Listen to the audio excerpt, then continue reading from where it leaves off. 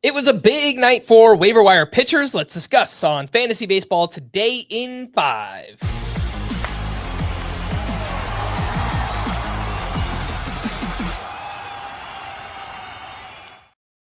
Welcome into FBT in 5 on Wednesday, September 4th. I am Frank Stampfl, joined by Chris Towers, and let's get into some pretty interesting waiver wire pitchers. The first group all project to be 2-star pitchers for next week.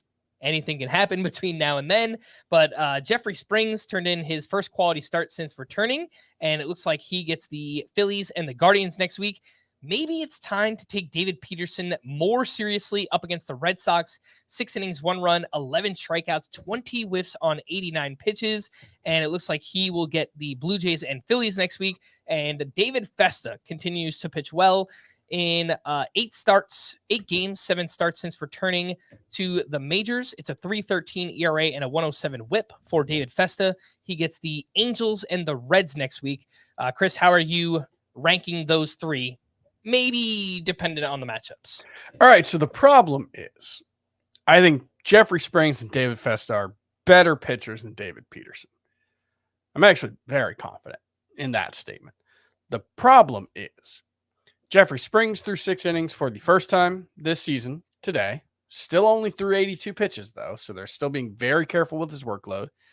And Festa also threw 5 innings in this one. He had 6 innings, I think, in his previous start. That was his only outing with 6 innings this season. And so that's the problem with both of those, especially when you're talking about head-to-head points leagues, which is where 2-star pitchers matter the most because there's no chance of them wrecking your ratios. You just have to hope they don't get negative starts in one negative points in one of the starts. So I think my top choice in a 2-start week would be in a head-to-head points league, David Peterson. Even though I don't love at Toronto, at Philly as his matchups, and I think I'd be pretty scared of that in a roto league because I do think there is some real ratio wrecking potential. So Peterson's my top choice in a head-to-head points league. I think Springs is the top choice in a roto league. I think strikeout potential, even with his innings limited, is higher than Peterson and less risk of your ratios getting destroyed. All right, let's move into the next group, which includes Ryan Nelson. He was great again, this time at the Giants. 6 2/3 innings, 2 runs, 9 strikeouts, last 11 starts, a 2.76 ERA, .97 whip for Ryan Nelson. Andrew Heaney pitched well up against the Yankees, 5 shutout innings with 8 strikeouts there.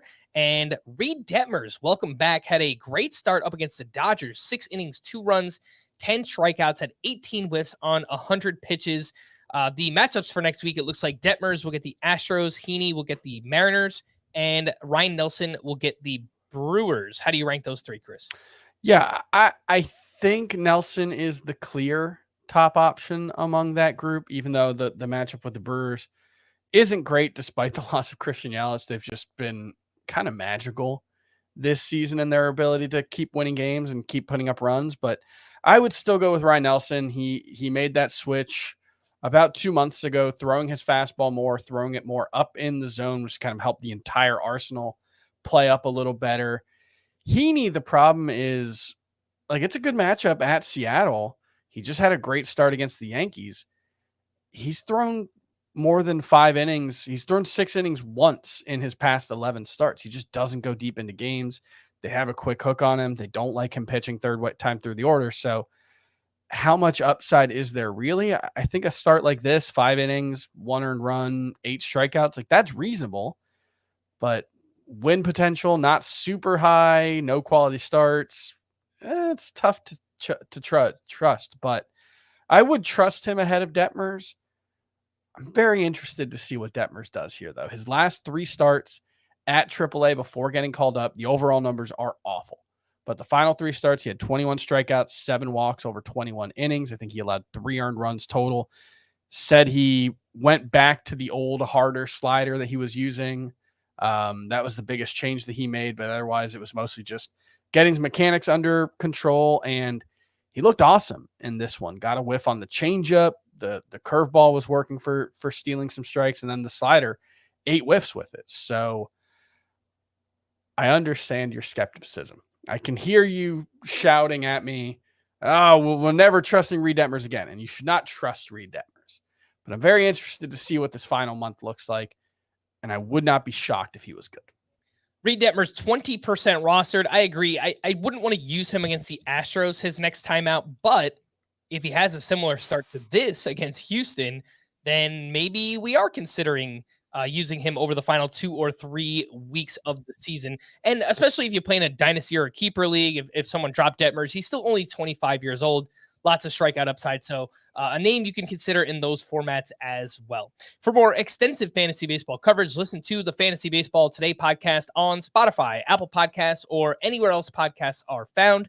Thanks for listening to Fantasy Baseball Today in 5, and we will be back again tomorrow. Bye-bye.